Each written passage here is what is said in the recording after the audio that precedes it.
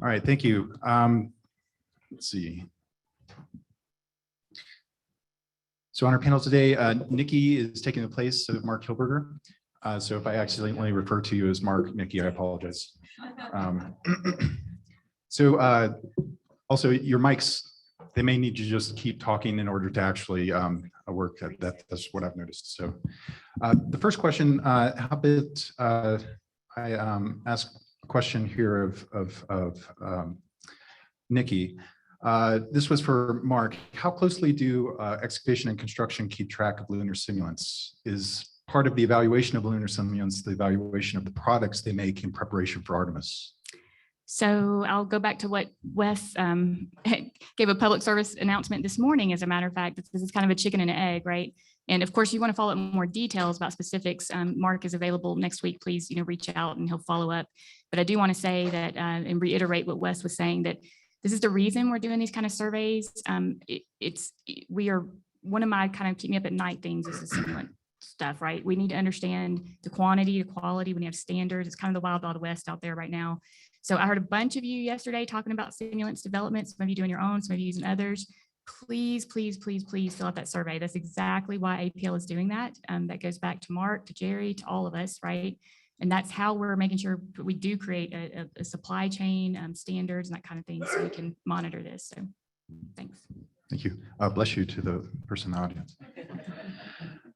Okay, so this was upvoted pretty rapidly in the last few minutes. This is for Ms. Kasznica. Am I pronouncing that correctly?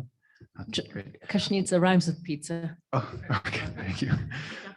What are your thoughts on salvaging or renting technology from those providers that leave it on the surface of the moon, particularly with Artemis in the proximity of South Pole, which will be in about the 6-degree range of territory?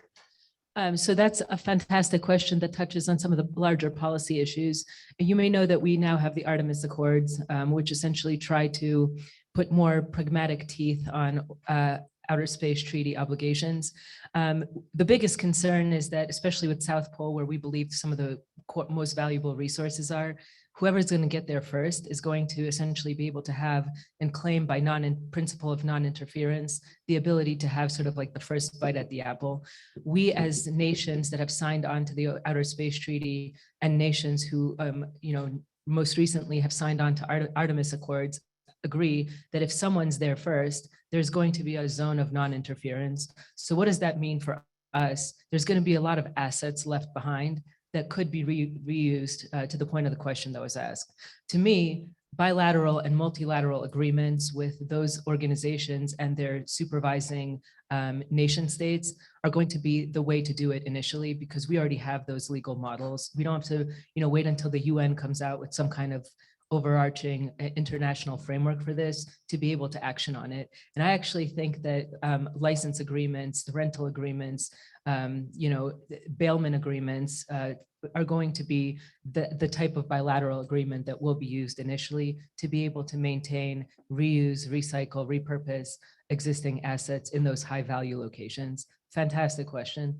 Great, thank you very much. Oh, great, it's happening. I appreciate the FaceTime, but if we could move the camera over to the panel.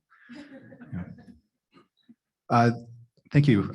For Administrator Reuter, can you give any examples of where international contributors have offered to contribute after the Moon to Mars report? Yeah, let's see. There's a lot of interest in the international community as we're going forward, and some of the main players, as well as newer entrants and stuff. Australia is very interested in doing rovers and stuff. United Kingdom, France have shown interest in things like sourcing power and stuff like that. So, and it really is all over the place. You got the JAXA is very interested. We've got their agreements with them. The European DLR and stuff. So it's really all over the place, and ranging from very small new start type countries to the more established ones. Great, thank you. I'll add to that real quick. Hold on. Yeah, I just want to say, because it's LSIC, right? We have like 46 countries that are participating in the discussions here, right?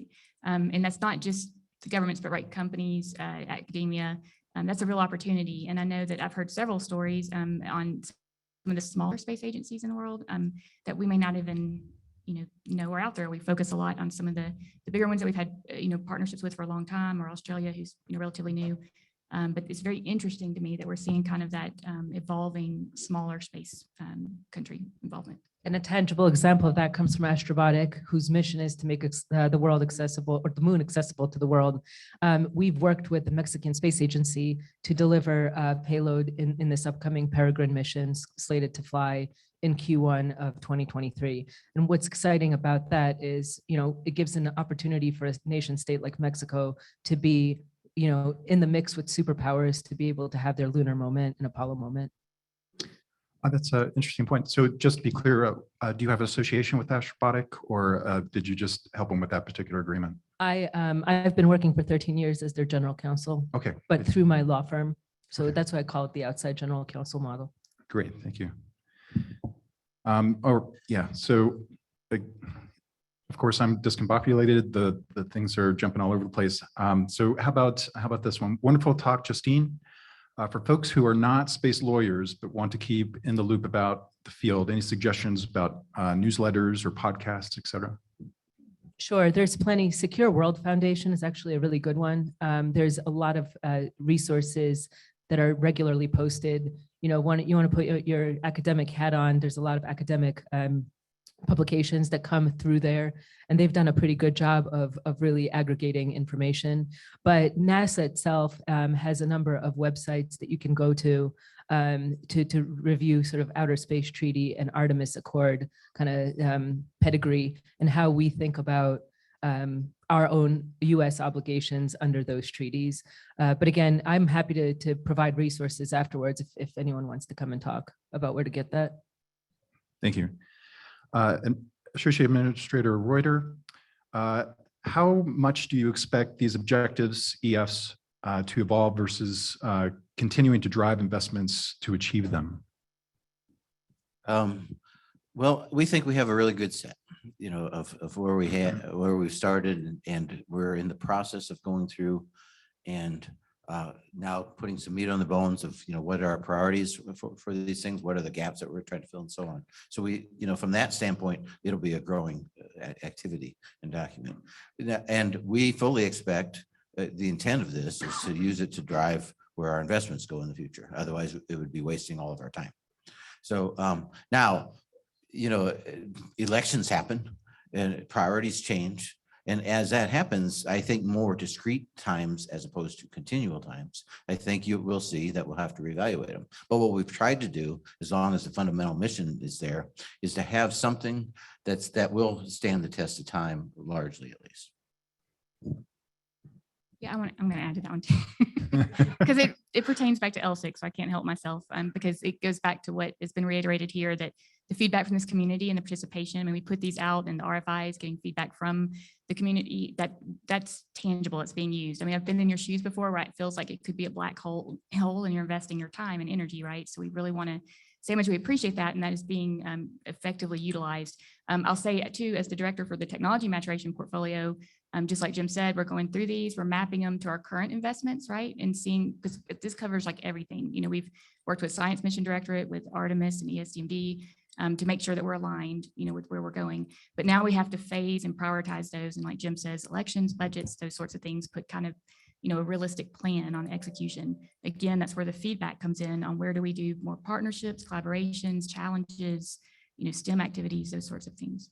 And I would just add to that too, from an industry perspective and a academic perspective, it is really important to have a comprehensive government relations strategy, because the more you're basically taking the roadmap that Jim and Niki are outlining and making sure that it's heard on the Hill, the better off you're going to be to ensure that sustainable trajectory and to have a sustainable arc that withstands the, back and forth of policy. And many of these programs have a narrative that you can tell if you're pitching Republicans or Democrats, and you can get bipartisan support. Great, thank you.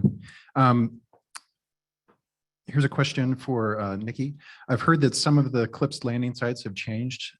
Is this affecting the selection of the STMD instrument demonstrations, or was it in part because of the instruments, I guess? Yeah, so that's a big topic of conversation, right? And so we do have at NASA, ESD leads or an SMD together lead a landing site committee or board that we all participate in and talk that, of course, there's a lot of geopolitical issues as well that we discuss, as well as science, technology.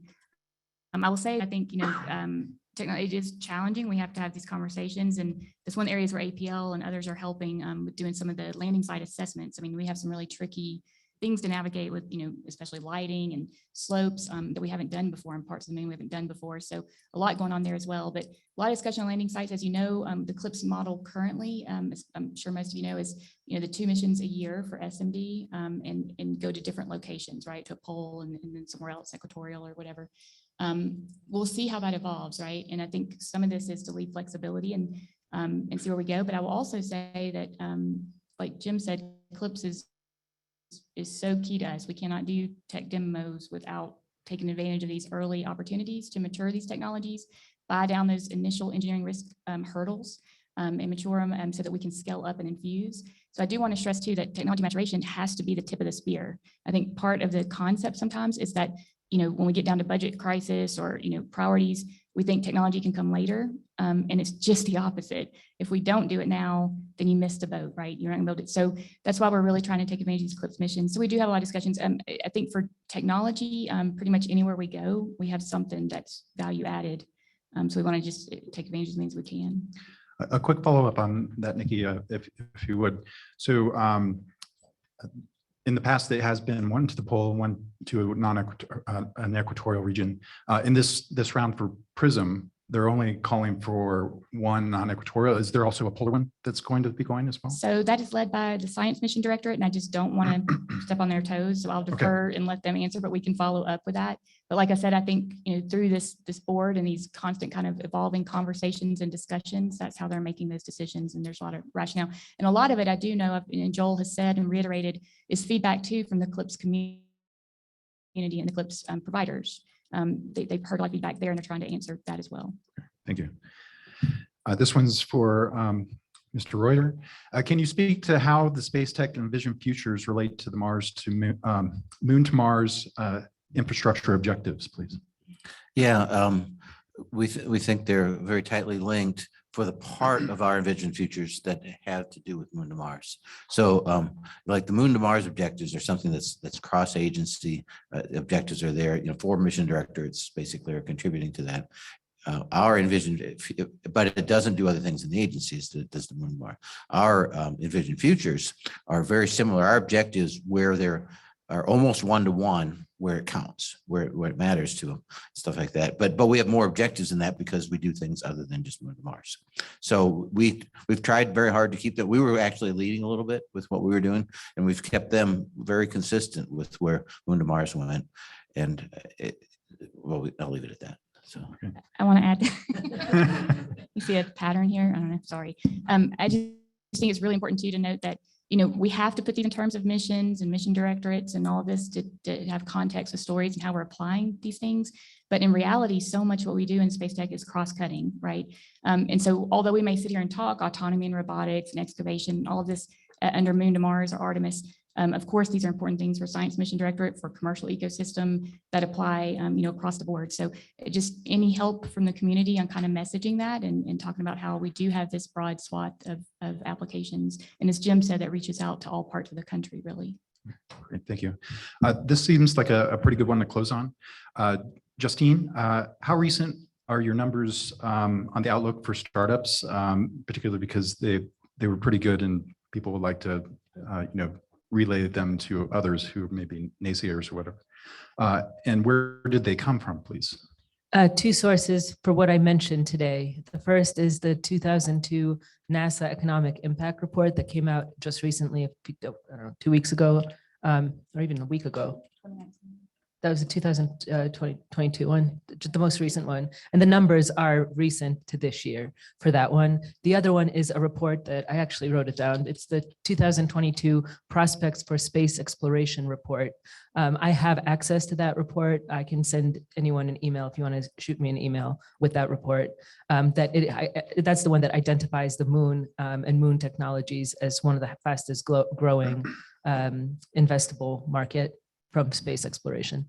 Okay, great. Thank you. Yeah, and this might be a good time to mention the charts after everything's done and cleared. APL always posts those on the LSIC site, the publicly released ones, and we might can add the sources to that chart so that Justine doesn't have to follow up. We could put those on there. Oh, But great. we'll be sharing those for everyone shortly after the meeting. Absolutely. But that's a great question too, because we are looking at an 18 to 24 month downturn in the tech market in general. So there is a tightening of private investment available for technology, generally speaking. But again, we're optimistic that space companies continue to be funded. I will tell you though, that we're past that like blow up SPAC world that we experienced in 2020, 2021. That was from my perspective, close to fraudulent misrepresentation in terms of what companies were saying about the market versus where it was. But that's just my opinion. And just to be clear, is the downturn reflected in those numbers yet, or is it pre? It's pre, I mean, Okay. I would say that although we would have seen the fact that the NASA report shows a 8% CAGR from 2021 to 2022, that would have been with the start of the downturn. So again, while you're not seeing a great up curve, you're not seeing a decline. You're still seeing an increase, which to me says that this industry at least suggests it's somewhat, call it like, not fully recession proof, but let's call it resistant. Interesting. Okay, thank you to our panelists. We're running sort of on time. We'll go ahead and thank our panelists, and then we'll transition right to the next session.